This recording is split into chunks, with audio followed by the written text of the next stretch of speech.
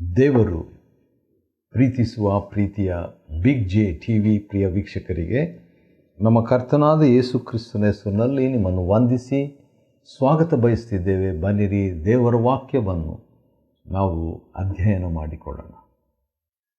ಇಂದಿನ ನಮ್ಮ ಅಧ್ಯಯನ ಮೀಕನ ಗ್ರಂಥ, the book of mica, chapter 1. ಮೀಕನ ಗ್ರಂಥ ಮೊದಲನೇ ಅಧ್ಯಾಯ. ಮೀಕಾ ಅಂತ ಹೇಳಿದರೆ, ಮೀ ಅಂದರೆ ಯಾರು, ಹೀಬ್ರೂ ಭಾಷೆಯಲ್ಲಿ ಮೀಖಾ ಅಂದರೆ ನನ್ನ ಹಾಗೆ ಇರುವಂಥವರು ಯಾರು, ಅಥವಾ ನಿನ್ನ ಹಾಗೆ ಇರುವಂಥವರು ಯಾರು, ಹೂ ಈಸ್ ಲೈಕ್ ಯು. ಇನ್ನೂ ಸ್ಪಷ್ಟವಾಗಿ ಹೇಳಬೇಕಾದ್ರೆ ಮೀಕಾ ಅಂತ ಹೇಳಿದರೆ ಯೆಹೋವನ ಹಾಗೆ ಇರುವಂಥವರು ಯಾರು, who is like ಯಾವೇ.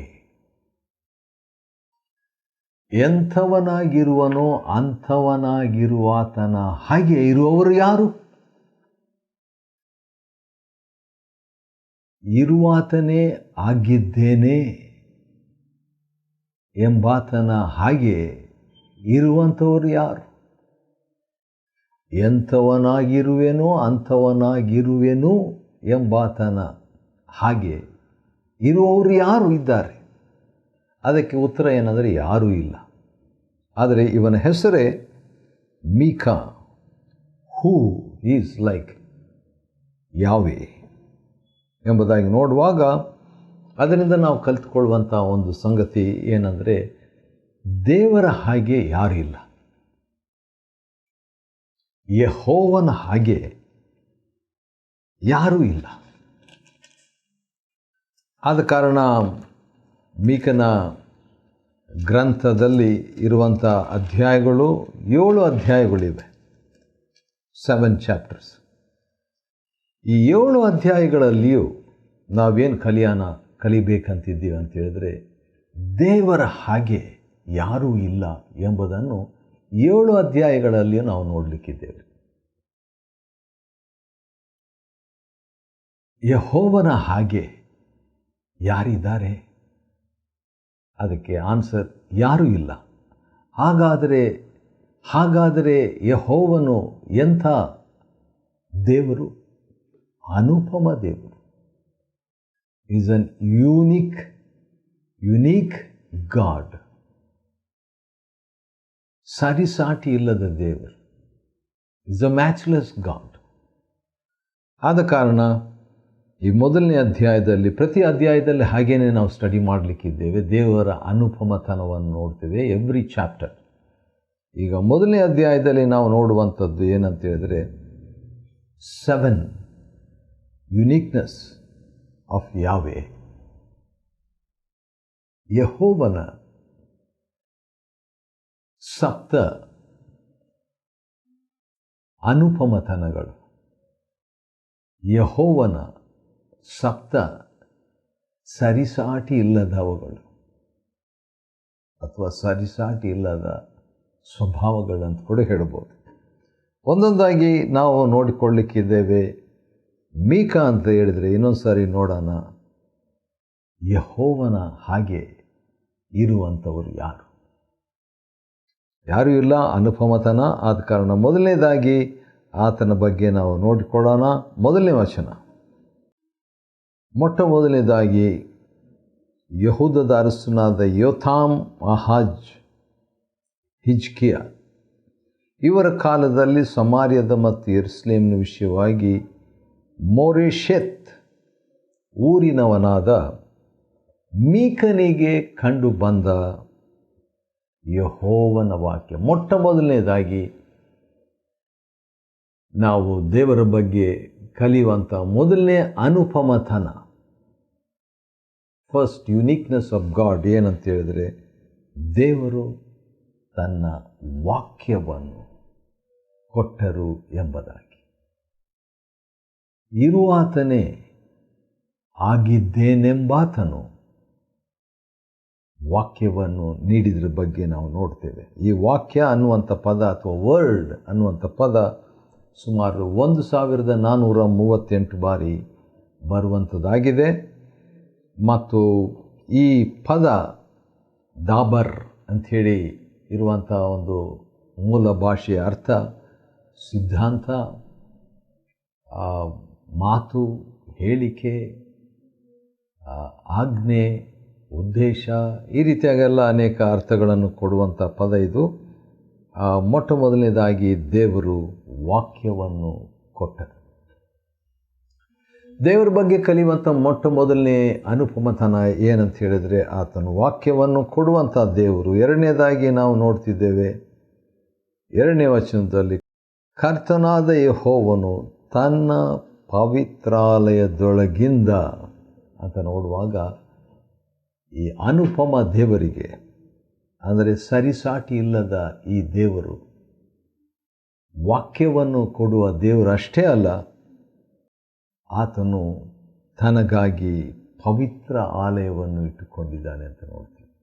That's the second uniqueness about god. ದೇವರ ಬಗ್ಗೆ ಇರುವಂಥ ಎರಡನೇ ಅನುಪಮತನ ಅದೇಂದರೆ ಸರಿಸಾಟಿ ಇಲ್ಲದ ಸ್ವಭಾವ. God has got A Holi temple. ಕರ್ತನ ವಾಕ್ಯವು ಬಂತು ಎಂಬುದಾಗಿ ಮೋಶೆಯ ಧರ್ಮಶಾಸ್ತ್ರದಲ್ಲಿ ಸುಮಾರು 500ಕ್ಕಿಂತಲೂ ಹೆಚ್ಚು ಬರ್ತದೆ, ಒಟ್ಟು 2000. ಆದರೆ ಈ ಪದ ವಾಕ್ಯ ಅನ್ನೋ ಪದ 1438. ಆದರೆ ಕರ್ತನ ವಾಕ್ಯವು ಬಂತು, ಕರ್ತನ ಇಂತೆಂದನು ಆ ರೀತಿಯಾಗಿ ಬರುವಂಥದ್ದು ಸುಮಾರು 2000ಕ್ಕಿಂತಲೂ ಹೆಚ್ಚು. ಆಲಯ, ದೇವಾಲಯ. ಅನೇಕ ಸಾರಿ ನಾವು ಹೇಳ್ತೀವಿ ದೇವಾಲಯ, ದೇವರ ಆಲಯ. ಆದರೆ ದೇವರು ಹೇಳುವಂಥದ್ದು ತನ್ನ ಪವಿತ್ರ ಆಲಯ. ದೇವರ ಎರಡನೇ ಅನುಪಮತನ ಏನಂದರೆ ಪರಿಶುದ್ಧತೆ, ಪವಿತ್ರತೆ. ಎಲ್ಲೋ ಒಂದು ಕಡೆ ಯಾರು ಯಾವ ದೇವರ ಹೆಸರು ಹೇಳದೆ ಹಾಡಬೇಕು ಅಂತ ಹೇಳ್ಬಿಟ್ಟು ಕಾಲೇಜಿನಲ್ಲಿ ಹೇಳಿದಾಗ ಒಬ್ಬರು ಈ ರೀತಿಯಾಗಿ ಹಾಡಿದ್ರಂತೆ, ಪರಿಶುದ್ಧನೇ ಎಂಬುದಾಗಿ. ತಕ್ಷಣ ನಿಲ್ಲಿಸ್ರಿ, ಪರಿಶುದ್ಧನೇ ಅಂತ ಹೇಳ್ತಿರಲ್ಲ, ಹಾಗಾದರೆ ಇದು ಯೇಸು ಬಿಟ್ಟು ಇನ್ಯಾರಿದ್ದಾರೆ ಪರಿಶುದ್ಧರು, ಆದ ಕಾರಣ ಹಾಡಬೇಡ್ರಿ ಅಂತ ಪ್ರತಿಭಟಿಸಿದ್ರಂತೆ. ಹೆಸರೇ ಹೇಳಲಿಲ್ಲ, ಆದರೂ ಜನರು ಅರ್ಥ ಮಾಡಿಕೊಂಡ್ರು ಪರಿಶುದ್ಧನು ಆತನೊಬ್ಬನೇ ಅಂತ. ಇದು ಆತನ ಅನುಪಮತನ. ಮೂರನೇದಾಗಿ 3ನೇ ವಚನದಲ್ಲಿ ಮೀಕನ ಗ್ರಂಥ 1ನೇ ಅಧ್ಯಾಯದಿಂದ ದೇವರ ಸಪ್ತ ಸರಿಸಾಟಿ ಇಲ್ಲದ ಅನುಪಮತನಗಳನ್ನು ನೋಡಿಕೊಳ್ತಾ ಇದ್ದೇವೆ. ಮೊದಲನೇದು ಆತನ ವಾಕ್ಯವನ್ನು ನೀಡಿದನು. ಎರಡನೇದು ಆತನು ತನ್ನ ಪವಿತ್ರಾಲಯದಲ್ಲಿ ಇರುವ ಆತನಾಗಿದ್ದಾನೆ. ಮೂರನೇದಾಗಿ ನೋಡುವಾಗ 3ನೇ ವಚನ, ಈಗ ಯೆಹೋವನು ತನ್ನ ಸ್ಥಾನದಿಂದ ಹೊರಟು ಇಳಿದು ಬರುತ್ತಿದ್ದಾನೆ. ಹಾಗಾದರೆ ದೇವರು ಮಾನವರ ಜೀವನದಲ್ಲಿ ಒಳಪಡುವಾತನಾಗಿದ್ದಾನೆ. God involves in the lives of human beings. 4ನೇದಾಗಿ ನೋಡುವಾಗ ಭೂಮಿಯ 3ನೇ ವಚನದ 2ನೇ ಭಾಗ, ಕೊನೆ ಭಾಗ, ಭೂಮಿಯ ಉನ್ನತ ಪ್ರದೇಶಗಳಲ್ಲಿ ನಡೆಯುತ್ತಾನೆ. So God walks. ಏದೇನ್ ತೋಟದಲ್ಲಿ ಕೂಡ ನೋಡುವಾಗ ದೇವರು ನಡೆಯೋದ್ರ ಬಗ್ಗೆ ಬರೆದಿದೆ. ಆದ ಕಾರಣ ನಡೆಯೋದು ಒಳ್ಳೆಯದ್ರಿ, ವಾಕಿಂಗ್ ಹೋಗೋದು ಒಳ್ಳೆಯದು. ಯಾಕಂತ ಹೇಳಿದರೆ ಅದು ಹಾರ್ಟಿಗೆ ಒಳ್ಳೆಯದು, ನಮ್ಮ ಆರೋಗ್ಯಕ್ಕೆ ಒಳ್ಳೆಯದು. ಭೂಮಿಯ ಉನ್ನತ ಪ್ರದೇಶಗಳಲ್ಲಿ ಆತ ನಡೆಯುತ್ತಾನೆ. 4ನೇ ವಚನದಲ್ಲಿ ನಾವು ನೋಡುವಾಗ ಈ ರೀತಿಯಾಗಿದೆ. ಅದೇನೆಂದರೆ ದೇವರ ಮುಂದೆ ಪರ್ವತಗಳು ಕರಗಿ ಹೋಗ್ತಾವಂತ್ರಿ, ಅಥವಾ ದೇವರ ಹೆಜ್ಜೆಗೆ ಪರ್ವತಗಳು ಮೆಲ್ಟ್ ಆಗಿಬಿಡ್ತಾವಂತೆ. ಆತನು ವಾಕಿಂಗ್ ಮಾಡ್ತಾನೆ ಅಂತ ಹೇಳುವಾಗ ಆತನ ಹೆಜ್ಜೆಗೆ ಏನಾಗ್ತದೆ, ಕರಗಿ ಹರಿಯುತ್ತವೆ ಅಂತ ಹೇಳ್ಬಿಟ್ಟು. ಆದರೆ ಆಮೋಸ್ 9:5 ಇನ್ನೂ ಸ್ಟ್ರಾಂಗ್ ಆಗಿದೆ. ಅದರಲ್ಲಿ ಇರುವಂಥ ಒಂದು ಮಾತು ಏನಂತ ಹೇಳ್ಬಿಟ್ಟು ನೋಡುವಾಗ 9ನೇ ಅಧ್ಯಾಯ 5ನೇ ವಚನದಲ್ಲಿ ಹೀಗಿದೆ: ಸೇನಾಧೀಶ್ವರರಾದ ಕರ್ತನು ಭೂಮಿಯನ್ನು ಮುಟ್ಟಿದ ಮಾತ್ರಕ್ಕೆ ಅದು ಕರಗಿ ಹೋಗುತ್ತದೆ. ಇನ್ನು ಹೋಗಿಲ್ಲ, ಆದರೆ ದೇವರ ವಾಕ್ಯದಲ್ಲಿ ಹಾಗಿದೆ, ಕರಗಿ ಹೋಗುತ್ತದೆ. ಇಲ್ಲಿ ಪರ್ವತಗಳೇ ಆ ರೀತಿಯಾಗಿ ಆತನ ಹೆಜ್ಜೆಗೆ ಕರಗಿ ಹರಿಯುತ್ತವೆ ಎಂಬುದಾಗಿ ಮೀಕ ಪ್ರವಾದಿ ಹೇಳುವಂಥದ್ದನ್ನು ನೋಡ್ತೇವೆ. ಹಾಗಾದರೆ ನಿಶ್ಚಯವಾಗಿ ಆತನು ಸರಿಸಾಟಿ ಇಲ್ಲದ ದೇವರು. ಆತನ ಹೆಜ್ಜೆಗೆ ಪರ್ವತಗಳು ಬಹುವಚನ ಕರಗಿ ಬಿಡ್ತಾವಂತ ನೋಡ್ರಿ. ಮತ್ತು ಆ ರೀತಿಯಾಗಿ ದೇವರು ಸುಮ್ಮನೆ ಮಾಡ್ತಾ ಇಲ್ಲ, ಏನೋ ಒಂದು ಕಾರಣಕ್ಕಾಗಿ ಆತನು ಆ ರೀತಿಯಾಗಿ ಮಾಡ್ತಾನೆ. ಅದೇನಂತ ಹೇಳಿದ್ರೆ ನಿಮ್ಮ ದ್ರೋಹ. ಇದಕ್ಕೆಲ್ಲ ಕಾರಣ ಯಾಕೋಬಿನ ದ್ರೋಹ, ಇಸ್ರಾಯೇಲ್ ವಂಶದ ಪಾಪಗಳು. ಇದೇ ಕಾರಣ. ಈ ಕಾರಣಕ್ಕಾಗಿಯೇ ನ್ಯಾಚುರಲ್ ಕಲಾಮಿಟೀಸ್, ನೈಸರ್ಗಿಕವಾದಂಥ ವಿಪತ್ತುಗಳು ಸಂಭವಿಸ್ತದೆ. Nature affects by gods people. ದೇವ ಜನರಿಂದ ಸೃಷ್ಟಿಗೆ ಪರಿಣಾಮ ಬೀಳುವಂಥದ್ರ ಬಗ್ಗೆ ಇಲ್ಲಿ ಬರೆದಿದೆ. ಸರಿ, ಮುಂದೆ ನಾವು ಓದುವುದಾದರೆ 6ನೇ ವಚನ, ಮೀಕ 1ನೇ ಅಧ್ಯಾಯ 6ನೇ ವಚನದಲ್ಲಿ ಈ ರೀತಿಯಾಗಿದೆ. ಅದೇನಂತ ಹೇಳಿದ್ರೆ ದೇವರು ನ್ಯಾಯ ತೀರಿಸುವುದರ ಬಗ್ಗೆ ನಾವು ನೋಡ್ತೇವೆ ರೀ. ಯಾಕಂತ ಹೇಳಿದರೆ 6ನೇ ವಚನದಲ್ಲಿ ಈ ರೀತಿಯಾಗಿ ಮಾಡುವೇನು ಮತ್ತು ಸುರಿದು ಬಿಡುವೇನು, ಬಯಲು ಮಾಡುವೇನು. 7ನೇ ವಚನದಲ್ಲಿ ಹಾಳು ಮಾಡುವೇನು. ಈ ರೀತಿಯಾಗೆಲ್ಲ ದೇವರು ಸ್ಟ್ರಾಂಗ್ ಆಗಿ ಬಲವಾದ ಮಾತುಗಳನ್ನು ಅಲ್ಲಿ ಹೇಳಿ ಮಾಡ್ತಾ ಇರುವುದಕ್ಕೆ ಕಾರಣ ಏನಂದರೆ ದೇವರು ನ್ಯಾಯಾಧಿಪತಿ. God is a judge. is the judge. ಆದ ಕಾರಣ ಆ ರೀತಿಯಾಗಿ ಮಾಡಲಿಕ್ಕೆ ಆತನಿಗೆ ಹಕ್ಕು ಇದೆ. ಮತ್ತು ಈ 1ನೇ ಅಧ್ಯಾಯದಲ್ಲಿ ಅಲ್ಲಲ್ಲಿ ದೇವರು ಮಾತನಾಡುವಂಥದ್ರ ಬಗ್ಗೆ ನೋಡ್ತೀವಿ. ಮತ್ತು ಪ್ರವಾದಿ ಕೂಡ ತನ್ನ ಒಂದು ಉದ್ವೇಗವನ್ನು ವ್ಯಕ್ತಪಡಿಸುವಂಥದ್ದನ್ನು ಕೂಡ ನೋಡಿಕೊಳ್ಳಬಹುದು. ಉದಾಹರಣೆಗೆ 10ನೇ ವಚನದಲ್ಲಿ ಇದನ್ನು ಗತ್ ಊರಿನಲ್ಲಿ ತಿಳಿಸಬೇಡ್ರಿ, ಅಳೆಯಲೇಬೇಡ್ರಿ ಎಂಬುದಾಗಿ ಮೀಕ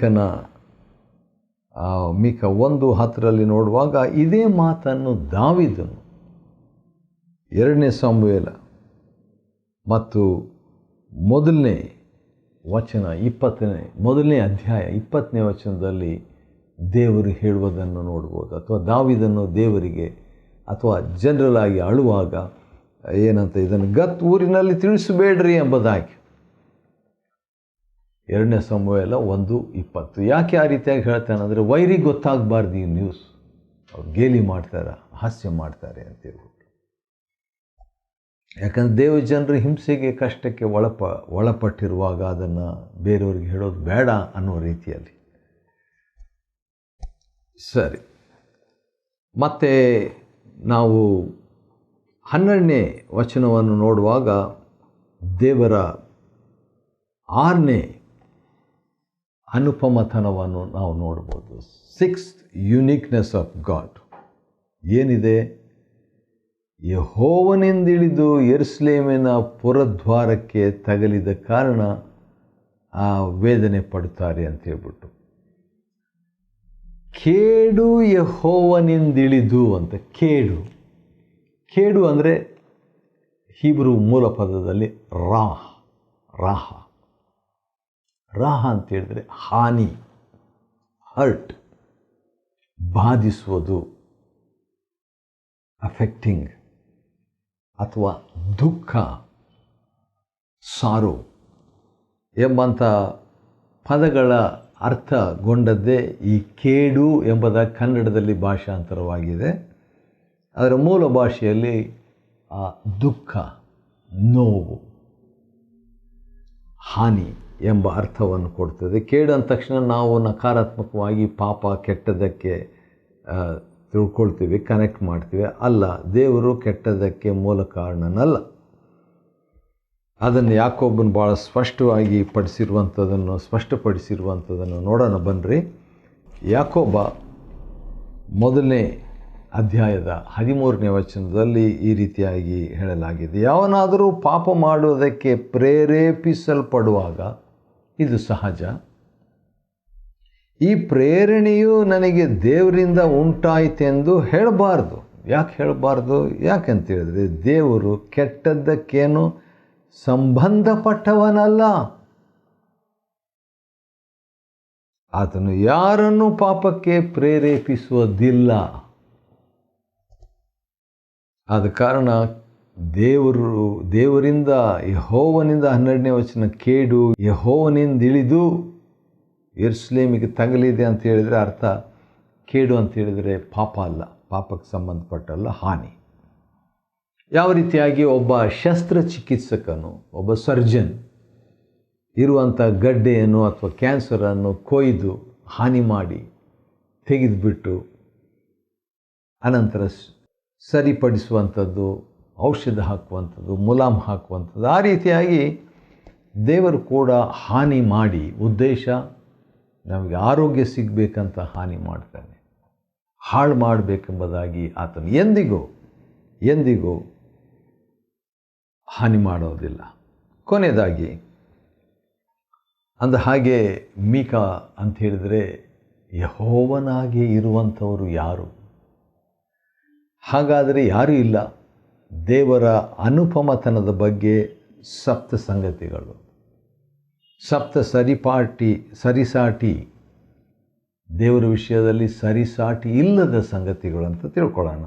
7ನೇದಾಗಿ ದೇವರ ಬಗ್ಗೆ ನಾವು ನೋಡುವಾಗ 15ನೇ ವಚನದಲ್ಲಿ, ಮಾರೇಷದವರೇ, ನಿಮ್ಮನ್ನು ವಶ ಮಾಡಿಕೊಳ್ಳತಕ್ಕವನನ್ನು ಇನ್ನೂ ನಿಮ್ಮ ಬಳಿಗೆ ಬರಮಾಡುವೆನು.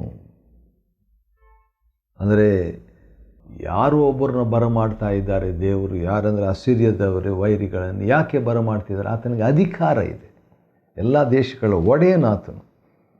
ಆದ ಕಾರಣ ಆ ಒಂದು ಅಧಿಕಾರವನ್ನು ಉಪಯೋಗ ಮಾಡಿಕೊಂಡು ಅವ್ರನ್ನ ಬರಮಾಡ್ತೀನಿ ನಾನು ಎಂಬುದಾಗಿ ದೇವರು ಹೇಳ್ತಾನೆ ರೀ. ಅನುಪಮತನ ಆತನದಾಗಿದೆ.